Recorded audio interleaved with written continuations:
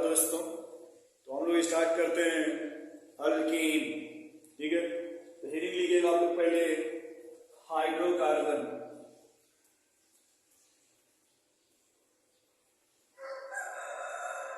Hydrocarbon organic compound का ये first chapter है हाइड्रोकार्बन। अब इसमें देखिए हमें क्या क्या पढ़ने भाई, है ना। लिखिएगा कि पहले तो लिखिए हाइड्रोकार्बन, क्या लिखिएगा आखिर हाइड्रोकार्बन क्या है, या व्हाट इज द हाइड्रोकार्बन। तो यहां फिर से देखिए ये जो लिखा हुआ ना, ये मेरे भाई ये देखो, ये जो लिखा हुआ है हाइड्रोकार्बन, इसमें दो टर्म है, इसमें दो टर्म है। एक आप कह देंगे हाइड्रो और दूसरा जो इसमें टर्म आपका वो कार्बन, और दोनों को मिला के बोला जाता है हाइड्रोकार्बन। यानी वह कंपाउंड जिसमें कार्बन हो और हाइड्रोजन हो, उस कंपाउंड को क्या बोलेंगे, हाइड्रोकार्बन। यानी वह कंपाउंड जो हाइड्रोजन और कार्बन से मिलकर बना होगा, या ये कार्बन और हाइड्रोजन से, या हाइड्रोजन और कार्बन से। ठीक है, लिखिएगा डिफिनेशन लिख लीजिए, compound containing,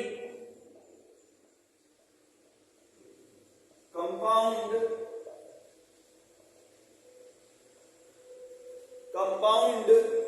containing carbon and hydrogen. दिख रहा है यहां पे, containing carbon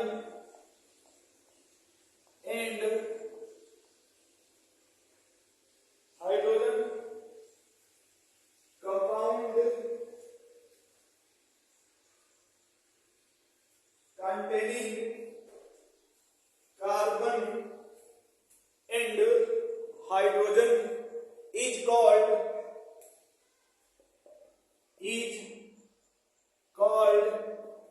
hydrocarbon, is called hydrocarbon. अब देखो जो हाइड्रोकार्बन होता है उसमें मेरे भाई, जैसे मान लो हाइड्रोजन की भी संख्या होती है, कार्बन की भी संख्या होती है ना। तो एक अपने मन से इसका फार्मूला मान लिया जाता है जो एनसीईआरटी में दिया गया है, वो मान लेते हैं CXHY। एक जनरल फार्मूला मान लेते हैं CXHY। अब आपको सर ये HY यानी इसका क्या मतलब है, X क्या है, Y क्या है। X का मतलब होता है यहाँ पे नंबर ऑफ कार्बन, और Y आपका number of hydrogen, number of hydrogen. X क्या मेरे भैया आपका, तो नंबर ऑफ कार्बन होता है, और Y क्या है इसमें आपका, तो नंबर ऑफ हाइड्रोजन होता है। अब ये इनकी जगह सब कुछ लिखेंगे, है ना। अब लिखिएगा कि जो हाइड्रोकार्बन का यूज होता है ना, वो फ्यूल के फॉर्म में होता है। ये तो आप समझ लोगे। हाइड्रोकार्बन की क्या मीनिंग है भाई, compound containing carbon and hydrogen is called hydrocarbon, जिसका जनरल फार्मूला है CXHY। X क्या मेरे भैया, नंबर ऑफ कार्बन, Y क्या मेरे मित्र, नंबर ऑफ हाइड्रोजन। अभी जो हाइड्रोकार्बन है मेरे दोस्त, ये किस फॉर्म में यूज किया जाता है, इसका जो मैक्सिमम जो यूज है वो किस फॉर्म में है भाई, तो इसका जो मैक्सिमम यूज किया जाता है वो फ्यूल के फॉर्म में। मैक्सिमम यूज किस में करते हैं दोस्त, फ्यूल के फॉर्म में। लिखिएगा hydrocarbon is used as fuel in daily life. Hydrocarbon is used in fuel in daily life।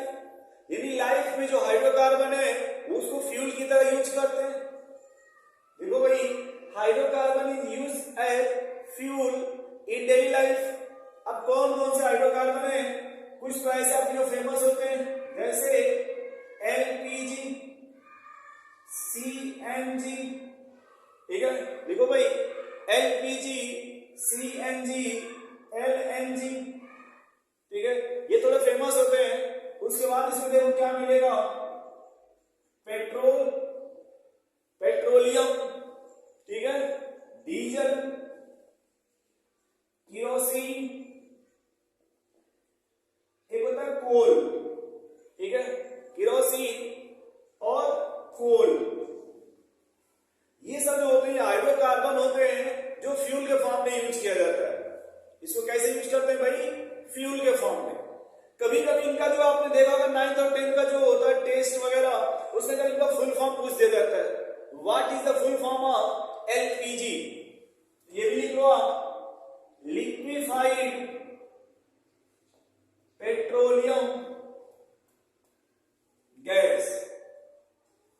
CNG का लिख लो भाई, कंप्रेस्ड नेचुरल गैस,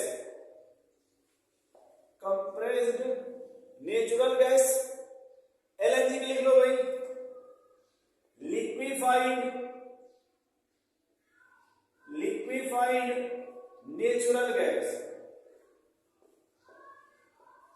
ठीक है, लिक्विफाइड नेचुरल गैस। अब देखो इसमें ये पूछा जाता है, एक ये जो तीन होते हैं ना, ये एक टर्म होता है फ्रैक्शनल डिस्टिलेशन, फ्रैक्शनल डिस्टिलेशन। ये पेट्रोलियम, डीजल और kerosene obtained by fractional distillation, fractional distillation.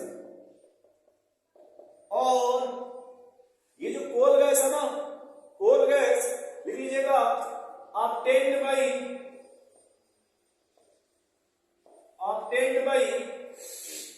Destructive distillation,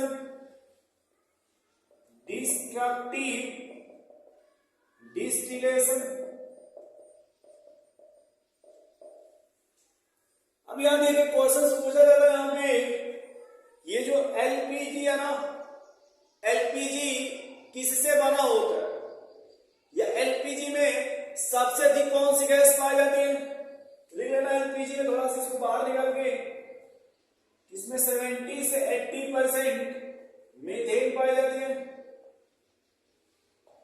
10 से 20% इथेन होती है, और 10% प्रोपेन पाई जाती है, प्रोपेन। तो आपसे देखो यहां जो पूछा जाएगा, जो एलपीजी है ना आपका, ये एलपीजी लिक्विफाइड पेट्रोलियम गैस, ये किस गैस का मिक्सचर होता है? ये बनता है मिक्सचर ऑफ गैस से। उस मिक्सचर में कौन कौन होता है भाई आपका? उस मिक्सचर में जो एलपीजी, उसमें कौन कौन होता है? तो 70 to 80% मीथेन होगा, 10 से 20% इथेन मिलेगा, और 10% प्रोपेन मिलता है। तो आपसे ऑर्डर पूछा जाएगा, तो सर सबसे अधिक इसमें मीथेन हो जाएगा, उससे कम आपका इथेन हो गया, और उससे कम आपका प्रोपेन हो गया।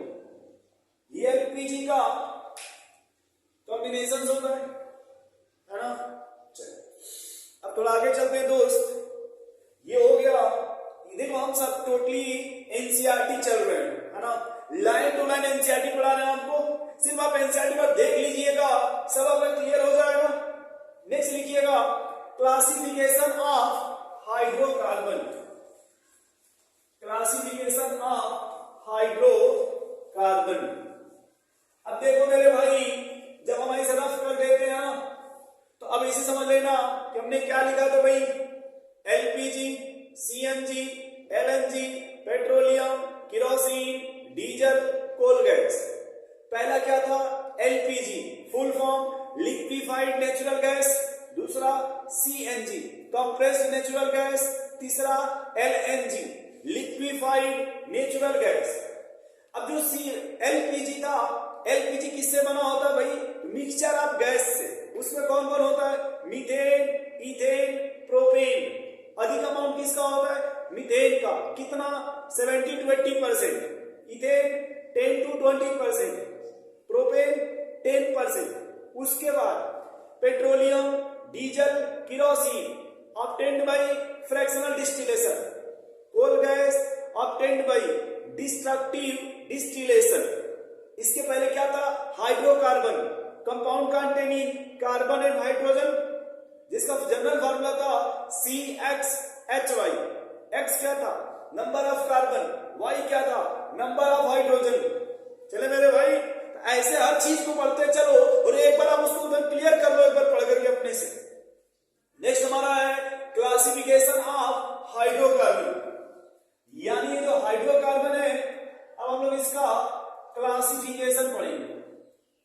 क्लासिफिकेशन ऑफ हाइड्रोकार्बन, है ना? तो जो क्लासिफिकेशन ऑफ हाइड्रोकार्बन है, यानी इसको क्लासिफाइड किया गया हाइड्रोकार्बन को कितने पार्ट में दोस्त? 3 पार्ट में। पहला क्या हो गया आपका? सैचुरेटेड हाइड्रोकार्बन, अनसैचुरेटेड हाइड्रोकार्बन, और तीसरा हो जाएगा हमारा aromatic. Saturated hydrocarbon, unsaturated hydrocarbon, aromatic hydrocarbon, है ना? अब देखो, ये जो सैचुरेटेड है ना, सैचुरेटेड क्या भैया? सैचुरेटेड, इसमें लिख लेना there is no deficiency of hydrogen, इसमें किसी हाइड्रोजन की कमी नहीं होती है। लिखिएगा नो डिफिशियंसी ऑफ हाइड्रोजन, इसमें हाइड्रोजन की कोई डिफिशियंसी नहीं होती।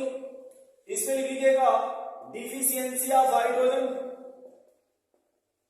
डिफिशियंसी ऑफ हाइड्रोजन, यानी इसमें हाइड्रोजन की डिफिशियंसी होती है। अब देखो, तो पहला पॉइंट हो गया डिफिशियंसी, है ना? और इसका देखो सैचुरेटेड अनसैचुरेटेड से एरोमेटिक थोड़ा सा अलग होता है, इसलिए उसमें उसके टर्म अलग होंगे, है ना? चलो, अब पहला लगा नो डिफिशियंसी ऑफ हाइड्रोजन, और इसमें लगा गया डिफिशियंसी ऑफ हाइड्रोजन। इनके मीनिंग को समझते हैं कि नो डिफिशियंसी ऑफ हाइड्रोजन और डिफिशियंसी ऑफ हाइड्रोजन में क्या डिफरेंस है या क्या मीनिंग है इसका, ठीक है? अब देखो, इसमें क्या होगा? All carbon carbon and carbon hydrogen bond are single, यानी जो सैचुरेटेड होगा उसमें कार्बन कार्बन के बीच में और कार्बन हाइड्रोजन के बीच में सिंगल बॉन्ड होगा, ठीक है? अब देखो, यहां जो लिखेंगे बड़े ध्यान से सुनना, ये बड़ा इंपॉर्टेंट होता है। All carbon hydrogen bond are single but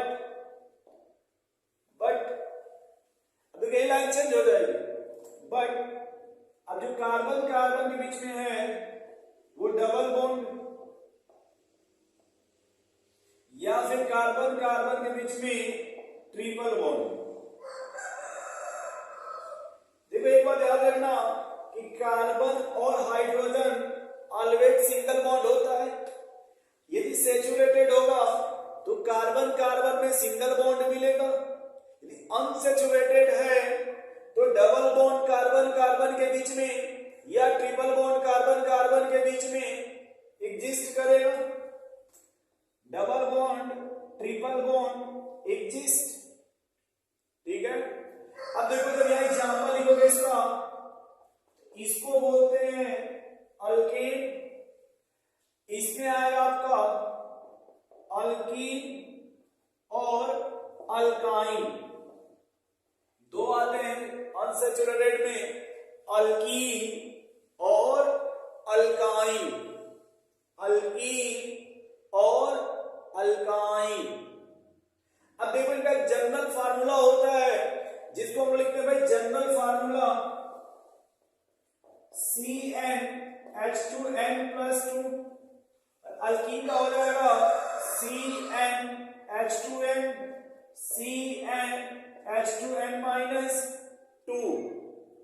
अब देखो, जब यहां पर रखेंगे, मान लो हमने रख दिया n की वैल्यू 1, तो C1H के जगह 2 into 1 plus 2, 2 into 1 plus 2 हो जाएगा CH4। अगर हमने n की वैल्यू 2 रख दिया तो C2H6, यदि n की वैल्यू 3 रख दिया तो C3H8, C3H8। अब देखो जब यहां पे अगर वही n की वैल्यू रखोगे तो ये 1 का 2 है ना, C2H4 C3H6। और यहां देखो जब आप आओगे तो मान लो कि C2H2 C3H4। ये जनरल फार्मूला हो गया अल्केन अल्कीन अल्काइन का। अब आ जाओ इसमें कि एरोमेटिक क्या होता है। एरोमेटिक तो पहले पॉइंट हो जाएगा cyclic hydrocarbon, cyclic hydrocarbon containing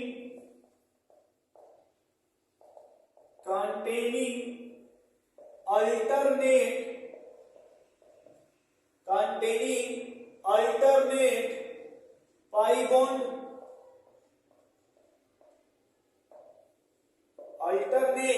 pi bond, and 4n+2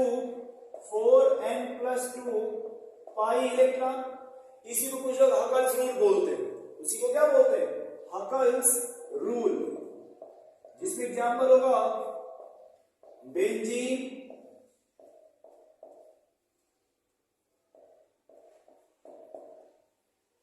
toluene,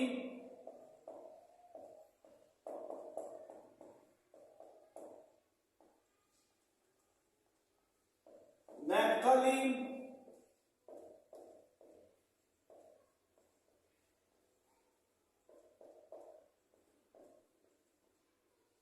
anthracene, और इसी के ऊपर लगा दिया जाएगा तो फिनेंथ्रासीन बन जाएगा।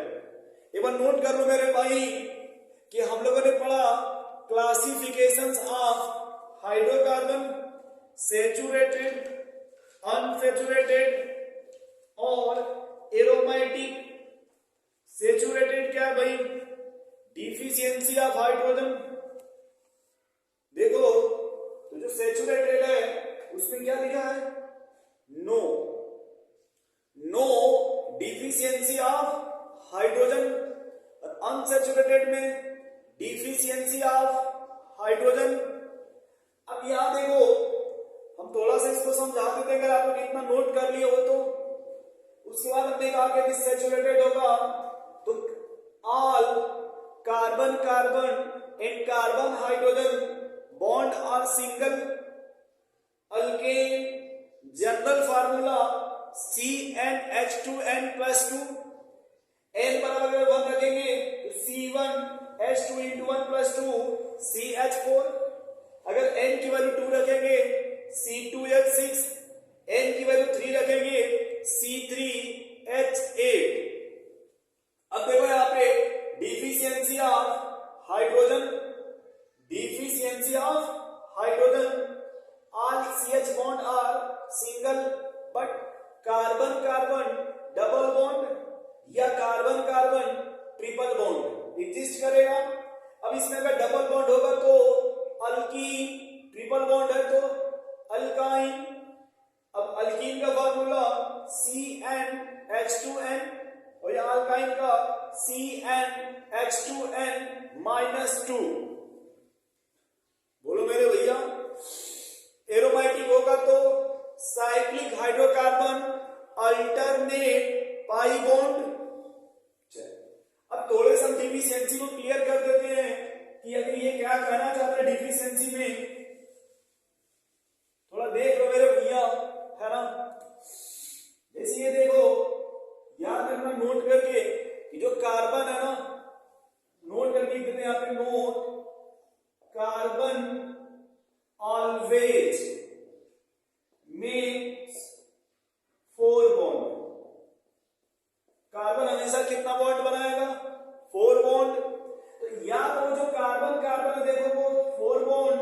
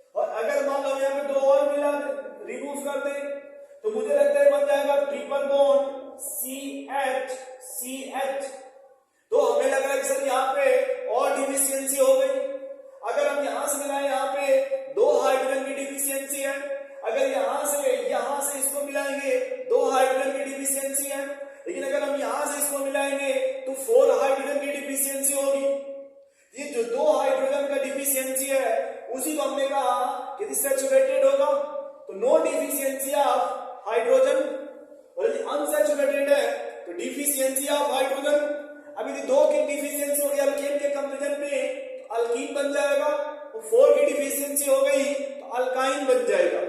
और इधर क्या मेरे भाई, तो अल्टरनेट, अल्टरनेट का मीनिंग होता है जैसे 1 फिर गैप फिर 1 फिर गैप फिर 1, ठीक है। चलो तो नेक्स्ट हम लोग लिखेंगे, तो ये हो गया हमारा जनरल फार्मूला हो गया मेरे भाई, क्लासिफिकेशन हो गया हाइड्रोकार्बन का। अब तो इसमें चलते हैं, इसका इंट्रोडक्शन देख लेते हैं। क्या देखते हैं दोस्त, इंट्रोडक्शन क्या है, इसका इंट्रोडक्शन देख लो फटाफट फटाफट, है ना। लिख लेना इसमें फटाफट लिख लो भाई, कि जो आप लोग थोड़ा सबको पढ़ेंगे एक एक करके। पहले अल्केन पढ़ेंगे, है ना, फिर अल्कीन पढ़ेंगे और फिर अल्काइन पढ़ेंगे। एक सबसे इंटरेस्टिंग पॉइंट ये अपना है कि हम लोग यहाँ जो भी पढ़ेंगे ना अल्कीन, वो पूरी एनसीईआरटी को कवर करते हुए स्टडी करेंगे, और पूरे एनसीईआरटी में अल्केन से रिलेटेड जो भी रिएक्शंस होगा वो सब हम यहाँ पे एक्सप्लेन करेंगे, सब के सब रिएक्शंस आपको बताएंगे। इसलिए फिर जब चैप्टर वाइज चलेगा हर चैप्टर में तो और इजी लगेगा आपको। हम यहीं पे आपको मिनिमम 6 चैप्टर पढ़ाएंगे हाइड्रोकार्बन में, ऑर्गेनिक के 6 चैप्टर हाइड्रोकार्बन में पढ़ाएंगे, alkane, alkyl halide, alcohol, aldehyde ketone, carboxylic acid और बायोमोलिक्यूल्स, बायोमोलिक्यूल्स, अमीन्स, ठीक है। लगभग हम इतने चैप्टर आपको एक साथ कवर करेंगे, लेकिन सबको पढ़ाएंगे chapter wise chapter wise chapter wise. लेकिन जो रिएक्शन एक दूसरे से रिलेटेड होगा उसको हर चैप्टर में पढ़ाते चलेंगे, जिससे कि एग्जाम आते आते वो सब आपके टिप्स पे याद हो जाए, वो सब रिएक्शंस आपके टिप्स पे याद हो जाए। तो हम स्टार्ट करते हैं अल्कीन्स, ठीक है। ये जो अल्केन्स है ना, कौन है मेरे भाई, अल्कीन।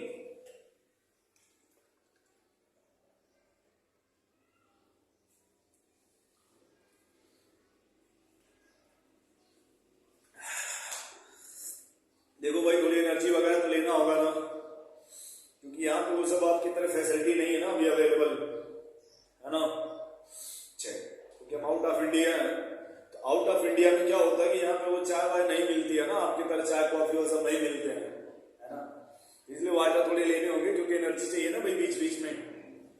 चलिए तो हम लोगों ने कहा मेरे भाई अल्कीन, लिखिएगा अल्केन्स आर नोन एज, ये जो अल्केन है इसको हम क्या बोलते हैं, पैराफीन्स। अल्केन्स को क्या बोलते हैं भैया, पैराफीन। पैराफीन का क्या मतलब होता है, less reactive compound, less reactive compound. जो कंपाउंड लेस रिएक्टिव होते हैं उसको जनरली क्या बोलते हैं दोस्त, पैराफीन, पैराफीन। और पैराफीन किसको बोलते हैं, अल्केन को। अल्केन को जनरली क्या बोलते हैं, पैराफीन। क्या बोलते हैं भाई, पैराफीन। क्यों बोलते हैं, लिखना बिकॉज, देखो बिकॉज ये जो कार्बन है ना, लिखना अल्केन है, carbon carbon single bond, because alkane है कार्बन कार्बन सिंगल बॉन्ड, है ना। सो they do not react, देखो भाई they do not react, एक पॉइंट ऐसे लिख सकते या ऐसे लिख लो, they do not break, they do not break easily, and they do not break easy and hence do not react, hence do not। अब देखो ये जो रिएक्ट है ना, जब एनसीईआरटी आप पढ़ोगे तो वहां लिखा रहेगा do not react with acid base, है ना। जो अल्केन है ना वो किसी एसिड बेस इलेक्ट्रोफाइल न्यूक्लियोफाइल वो किसी से नहीं अटैक करता है। अल्केन एनसीआरटी लाइन है, वो एसिड बेस किसी से नहीं रिएक्ट करता है, इसलिए उसको पैराफिन बोलते हैं। अब यहां पे टर्म आएगा डबल बॉन्ड इक्विवेलेंट, ये उसी बोलते हैं deficiency of hydrogen, deficiency of hydrogen. तो मेरे भाई अल्केन में कोई डिफिशियंसी नहीं होती है, तो जो डबल बॉन्ड इक्विवेलेंट होगा वो जीरो होता है। वो क्या होता है? जीरो। और जिसका जनरल फार्मूला अल्केन का वो क्या था मेरे भाई? CnH2n+2। अब मान लो अगर आपको ये पता करना भी डबल बॉन्ड इक्विवेलेंट कैसा होता है, तो C+1 minus H+H-N divide by 2।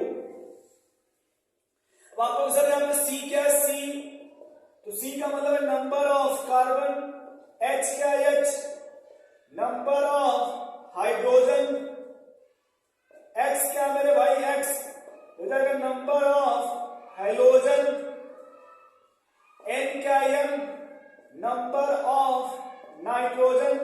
यदि मान लो इसमें O भी होता तो हो जाता वो नंबर ऑफ ऑक्सीजन।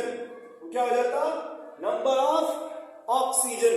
लेकिन यहाँ पे हाइड्रोकार्बन है तो ना तो नाइट्रोजन मिलेगा, न ही ये ऑक्सीजन मिलेगा, और न ही यहाँ पे हाइड्रोजन मिलेगा, है ना। लेकिन अगर मान लो हमको निकालना होगा तो इस फॉर्मूले से चेक करते हैं कि डबल बॉन्ड में इक्विवेलेंट कितना आ रहा है। जीरो होगा, सब सिंगल बॉन्ड है। 1 आ गया तो एक डबल बॉन्ड होगा या फिर 1 रिंग होगा। अगर 2 आ गया तो 2 डबल बॉन्ड 2 रिंग, या एक डबल बॉन्ड 1 रिंग, है ना।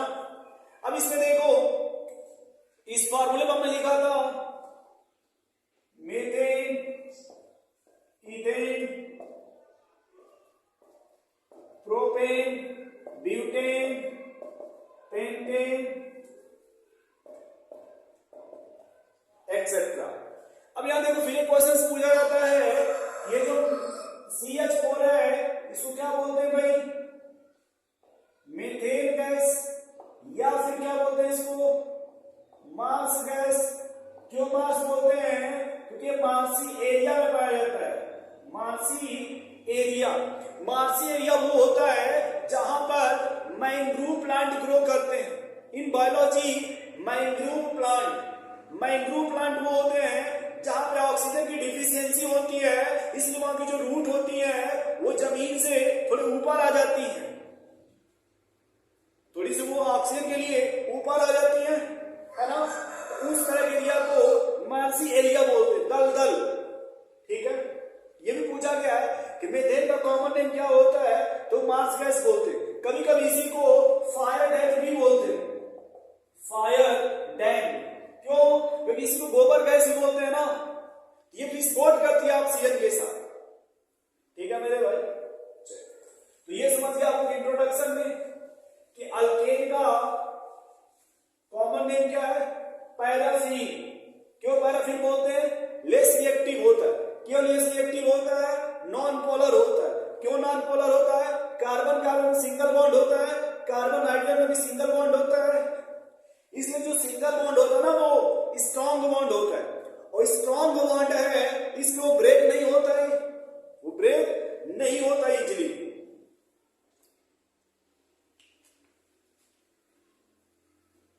चलो अरे ना भैया, मेथड ऑफ प्रिपरेशन। अब थोड़ा हम लोग पढ़ेंगे अल्केन बनाने के मेथड।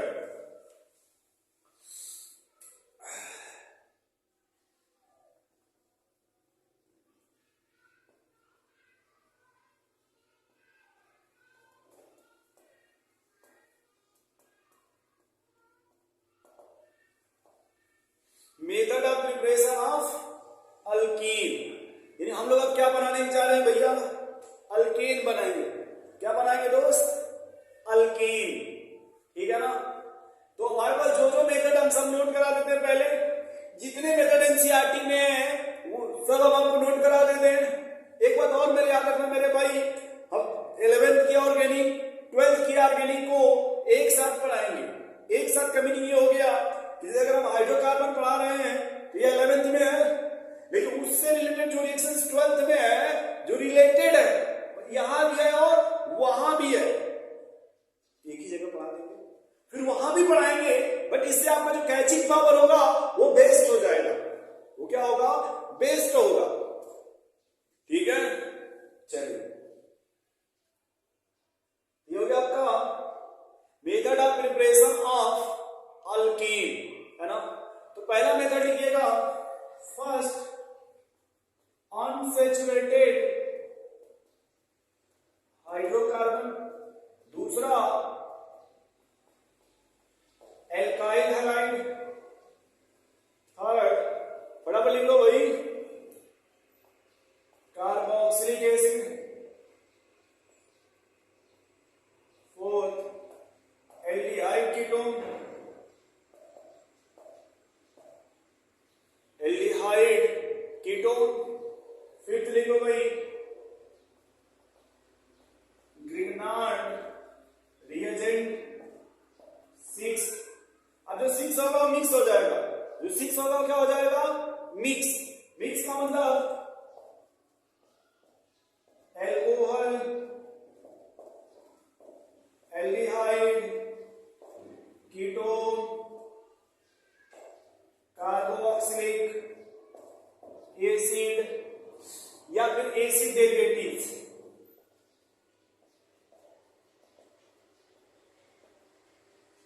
इन सभी से हम क्या बनाएंगे मेरे भाई? इन सभी से हम क्या बनाने जा रहे हैं दोस्त? अल्कीन। क्या बनाएंगे भैया?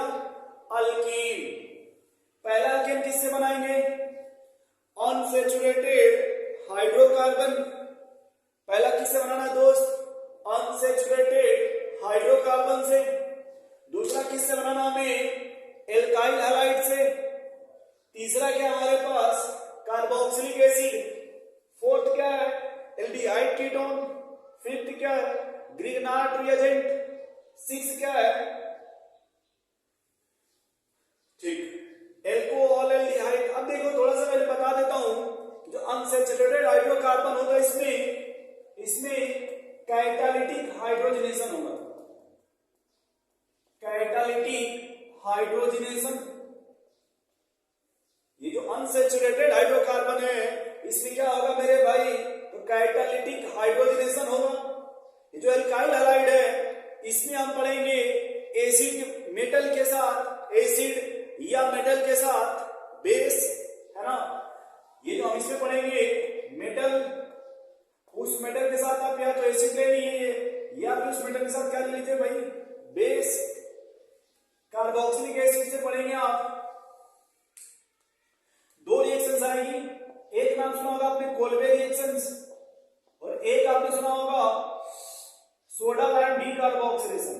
सोडा लाइम डी कार्बोक्सिलेशन, ठीक है। एल्डिहाइड कीटोन में फिर दो रिएक्शंस पढ़ेंगे। एक को बोलते हैं मेरे भाई यहां पे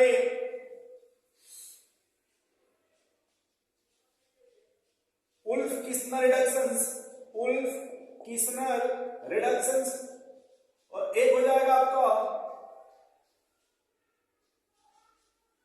एल्डिहाइड और कीटोन। एक हो जाएगा उल्फ-किस्नर रिडक्शंस, और एक को क्या बोलेंगे भाई?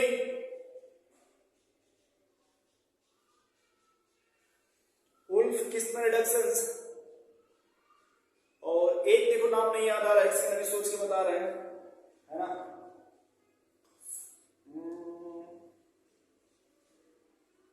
विलियमसन नहीं, उल्फ-किस्नर रिडक्शंस। चलो अभी याद आ जाएगा तो हम भी बता देंगे। ग्रिग्नार्ड रिएजेंट में क्या होगा? RMgX, और जो एल्कोहल एल्डिहाइड कीटोन है ना इसमें यूज करेंगे red phosphorus in the presence of hydrogen iodide. Red phosphorus in the presence, हाँ याद आ गया, क्लीमेंसन रिडक्शंस, क्लीमेंसन रिडक्शंस, ठीक है। फिर यहां पे पढ़ेंगे भाई एल्काइल हैलाइड, उसमें जैसे lithium aluminium hydride, sodium borohydride, है ना, ये सब पढ़ेंगे। चलिए रेडिनिकल आता है वो सब पढ़ेंगे। ये इतने हैं जिससे क्या हो यहां पे यूज कर। ग्रिग्नार्ड में क्या होता है मेरे भाई? जिसमें कुछ नहीं, RMgX लेकर चलते हैं सिर्फ, और एल्डिहाइड कीटोन में रेड फास्फोरस, साथ में हाइड्रोजन आयोडाइड ले लेंगे। ये जो अल्कालाइड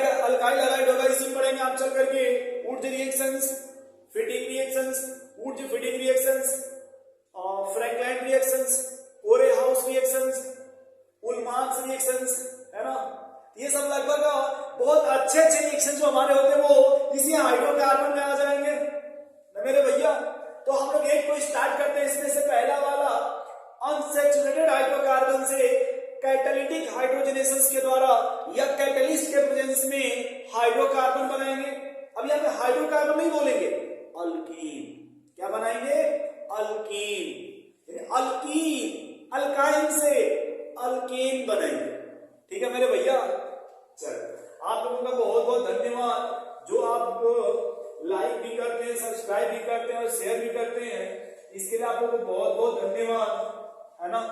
जो बिना हम रिक्वेस्ट किए भी आप लोग अपने मित्रों को शेयर कर देते हैं, इसके लिए हम बहुत बहुत धन्यवाद देते हैं आप लोगों को, है ना।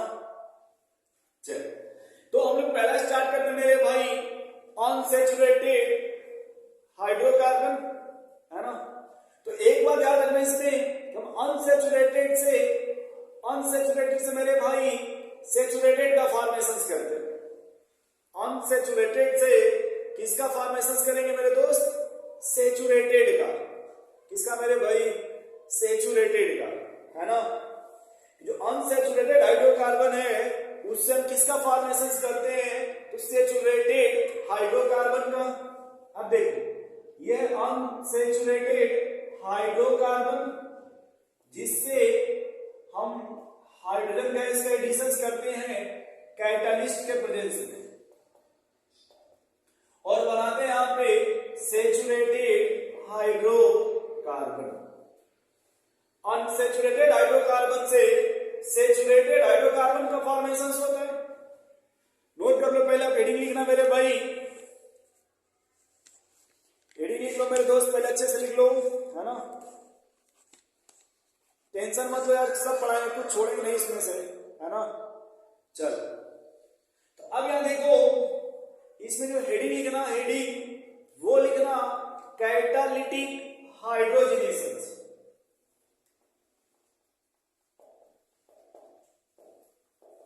Catalytic hydrogenation. अब देखो, ये जो कैटालिटिक का मतलब हो गया कैटलिस्ट। कैटालिटिक का क्या मतलब हो गया भाई? कैटलिस्ट। और हाइड्रोजनेशन का मतलब क्या हो गया मेरे दोस्त? Addition of hydrogen gas. Hydrogenation का मतलब हो गया एडिशन ऑफ हाइड्रोजन गैस, है ना। यही कह सकते कि अनसैचुरेटेड हाइड्रोकार्बन में addition of hydrogen gas in the presence of catalyst, in the presence of catalyst. ठीक है, इसमें लिख ले, लाइन लिख लेना, वरना फिर बच्चे कहेंगे सर अच्छा नहीं लग रहा है। लिख लो भाई, addition of hydrogen gas addition of hydrogen gas in the presence of catalyst, in the presence of catalyst, addition of hydrogen gas in the presence of catalyst is called as catalytic hydrogenation, is called as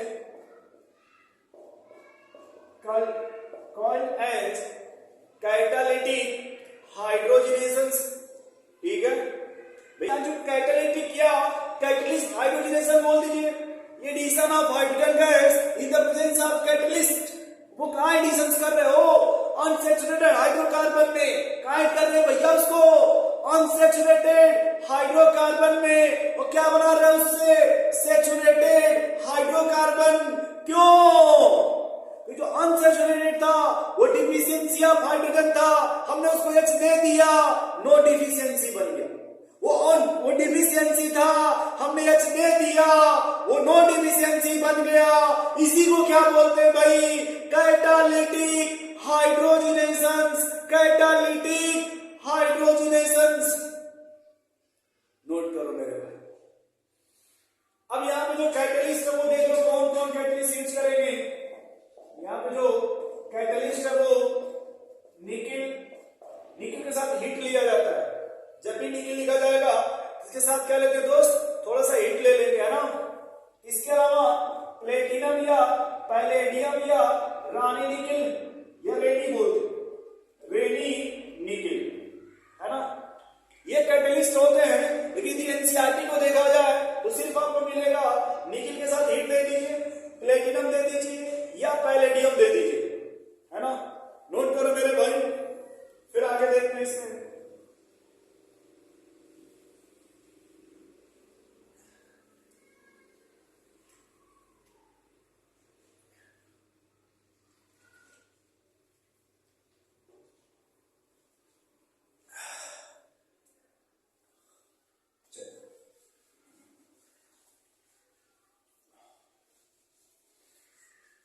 बस इतना note कर लो मेरे भाई।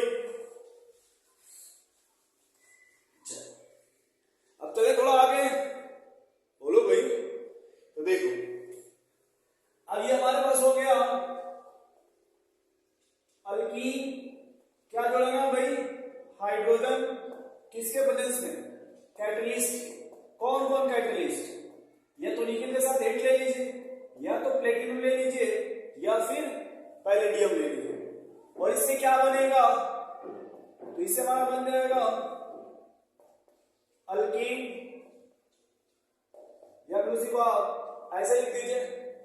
अब देखो अगर ये मान लो अल्काइन होता, क्या होता है अल्काइन, तो जब आप यूज करते हैं hydrogen gas in the presence of catalyst, तो हमने यहां पे इसके 1 मोल लिया, तो पहले ये बनेगा अल्कीन,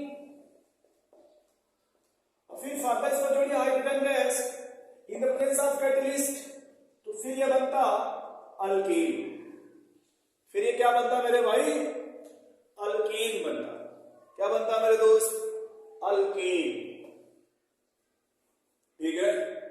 चलिए अब यहां पे और थोड़े अच्छे पॉइंट को देखो, है ना, जो बार बार हम लोगों को समझाया जाएगा। अल्कीन और अल्काइन ये मोर रिएक्टिव होते हैं, जबकि अल्केन लेस रिएक्टिव होता है। अब देखो इस बात को समझना, ये दोनों एक साथ कर लो, इनको एक साथ कर लो। अभी आपने देखा कि सर ये मोर स्टेबल होता है, ये लेस स्टेबल होता है। अब अगर ये मोर स्टेबल होगा, ये लेस रिएक्टिव होगा, और अगर ये लेस स्टेबल होगा तो फिर ये मोर रिएक्टिव होगा। देखो इन दोनों बात को समझो कि less stable, more reactive, less reactive, ये क्या मीनिंग है इसका। तो हम लोग एक चीज देखते हैं, जो स्टेबिलिटी है ना, स्टेबिलिटी, पता नहीं दिख रहा नहीं दिख रहा, यहां पे दिख रहा है, स्टेबिलिटी में और एनर्जी में इनवर्सली प्रोपोर्शनल का रिलेशन होता है। स्टेबिलिटी में और एनर्जी में इनवर्सली प्रोपोर्शनल का रिलेशन होता है। अब देखो यहां पे क्या है मेरे भाई, कि स्टेबिलिटी में और एनर्जी में कैसा रिलेशन है भाई, इनवर्सली प्रोपोर्शनल। ये इस बात को समझो कि अगर ये मोर स्टेबल होगा तो यहां पे एनर्जी मिनिमम होगा, और अगर ये लेस स्टेबल होगा तो यहां पे एनर्जी मैक्सिमम होगा। बस यही बात समझना है कि यहां पे एनर्जी है वो मैक्सिमम है, और यहां जो एनर्जी है वो मिनिमम है। अब एक टर्म आपने सुना होगा, एक्सोथर्मिक और एंडोथर्मिक, एक्सोथर्मिक और एंडोथर्मिक, है ना, बोलो भाई, एक्सोथर्मिक और एंडोथर्मिक। अब देखो हो क्या रहा है कि रिएक्टेंट साइड में एनर्जी ज्यादा है, और जब प्रोडक्ट का फॉर्मेशन हो रहा है तो एनर्जी कम हो रहा है। इसका मीनिंग हो गया कि रिएक्टेंट से जब प्रोडक्ट का फॉर्मेशन होगा एनर्जी रिलीज होगी, और जब एनर्जी रिलीज होती है उसी को बोलते हैं एक्सोथर्मिक। यानी ये जो रिएक्शंस है, कैटालिटिक हाइड्रोजनेशंस है, ये एक्सोथर्मिक रिएक्शंस होता है। बोलो भाई, क्यों? ये पॉइंट लिख लो पहले, बड़ा इंपॉर्टेंट है ये लिखना। This is an exothermic process. This is an exothermic process. ये कैसा भाई? एक्सोथर्मिक प्रोसेस है। एक्सोथर्मिक का क्या मतलब होता है?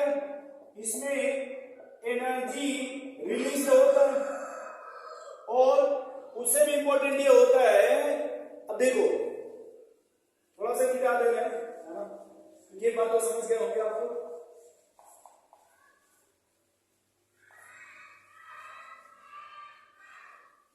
अब हम इसके अगर नीचे लिखेंगे तो नहीं दिखेगा, जो हमें इसके नीचे लिखना वो अब इसके ऊपर लिखना है, थोड़ा मिलाना। अभी क्यों एक्सोथर्मिक है? क्योंकि इसमें देखो जो डबल बॉन्ड है या फिर जो ट्रिपल बॉन्ड है वो टूट गया, और टूट के इसमें क्या बन गया भाई? Single bond. जो डबल बॉन्ड है या ट्रिपल बॉन्ड है वो टूट जाता है, और टूट करके क्या बन गया? सिंगल बॉन्ड बनता है। ये जो डबल या ट्रिपल बॉन्ड होता है ये वीक होता है, और जब इधर जो बनेगा वो स्ट्रॉन्ग बनता है। फिर देखो ये जो आपका था वो अनस्टेबल था, अनस्टेबल, और ये क्या बन गया आपका? स्टेबल। इधर जो आपका वो हाई एनर्जी, और जो प्रोडक्ट बन रहा वो लेस एनर्जी। बोलो भाई। तो यहां देखो जो एनर्जी यहां पे, अब देखो अब यहां पे जो एनर्जी ये लेस हो रहा है ना, तो एनर्जी निकली होगी ना यहां से भाई, यहां पे एनर्जी रिलीज हो रही है ना, यहां पे रिलीज, तो उस एनर्जी को बोलते हैं हीट ऑफ हाइड्रोजनेशन, और इसका डेल्टा एच लिखा जाएगा वो निगेटिव लिखा जाता है। डेल्टा एच क्या लिखेगा भाई? निगेटिव। और यहां पे जो कैटलिस्ट है वो क्या करता है भाई? एडजॉर्ब कर लेता है हाइड्रोजन गैस को अपने सरफेस पे। लिख लीजिएगा, catalyst adsorb hydrogen gas on their surface. यानी वो अपने सरफेस पे क्या करता है भाई? हाइड्रोजन गैस को एडजॉर्ब कर लेता है। बोलो भाई। जो कैटलिस्ट है वो क्या करेगा कि हाइड्रोजन गैस को एडजॉर्ब कर लेता है ना। तो नोट कर लो भाई इसको इतना। आज के लेक्चर में इतना ही आज लगने देते हैं, हम अगले लेक्चर में इसको कंटिन्यू करेंगे, है ना। मैं एक बार आपको समराइज करा देता हूं मैंने आज क्या पढ़ाया आपको। तो हम लोगों ने 3 टॉपिक पढ़ा इसमें। इसकी करंट देखो हम लोगों ने क्या पढ़ा भाई, फटाफट पेपर रिवाइज करा देते हैं। पहला हम लोगों ने पढ़ा अल्केन में हाइड्रोकार्बन। पहला क्या दोस्त पढ़ा हमने? हाइड्रोकार्बन, जिसमें क्या क्या देखा आपने? LPG, CNG, LNG, petroleum, diesel, kerosene, coal gas. उसके बाद क्या पढ़ा हम लोगों ने? क्लासिफिकेशंस ऑफ हाइड्रोकार्बन, जिसमें अल्केन, सैचुरेटेड, अनसैचुरेटेड, एरोमेटिक। इसे भी पढ़ा वो no deficiency of hydrogen, single bond, deficiency of H, double bond, triple bond. इसमें क्या पढ़ा भाई? साइलेंट। इसमें अल्टरनेट पाई बॉन्ड होगा या फिर सिंगल बॉन्ड अल्टरनेट मिलेगा। उसके बाद फिर हमने पढ़ा उसमें अल्केन का इंट्रोडक्शन लेस रिएक्टिव होता है, इसलिए उसको पैराफिन बोलते हैं। क्या बोलते हैं मेरे भाई? पैराफिन, क्योंकि कार्बन कार्बन सिंगल बॉन्ड होता है, कार्बन में और हाइड्रोजन में भी सिंगल बॉन्ड होता है, इसलिए रिजेक्ट करना नहीं चाहता। उसके बाद फिर हम लोगों ने पढ़ा बनाने का मेथड। कितने मेथड थे टोटल? 6। पहला अनसैचुरेटेड हाइड्रोकार्बन से, दूसरा अल्काइल हैलाइड से, तीसरा कार्बोक्सिलिक एसिड से, चौथा एल्डिहाइड कीटोन से, पांचवा ग्रिग्नार्ड मीथेन से, छठवां mix alcohol aldehyde acid derivatives सबसे बना रहा था एल्केन, ये मैंने एडी लिखा था, उसमें से मैंने पहला स्टार्ट किया कैटालिटिक हाइड्रोजनेशन, इसमें अनसैचुरेटेड से सैचुरेटेड बना रहे थे, किसके प्रेजेंस में, कैटलिस्ट के। कौन कौन कैटलिस्ट है, निकिल के साथ क्या ले लेंगे, हीट और प्लेटिनम पैलेडियम, है ना। फिर हम अभी इस जो एडिंग इस पे अगले क्लास में फिर कंटिन्यू करेंगे, इससे क्वेश्चंस करा देंगे, है ना। चलिए, जय हिंद, जय भारत, थैंक यू।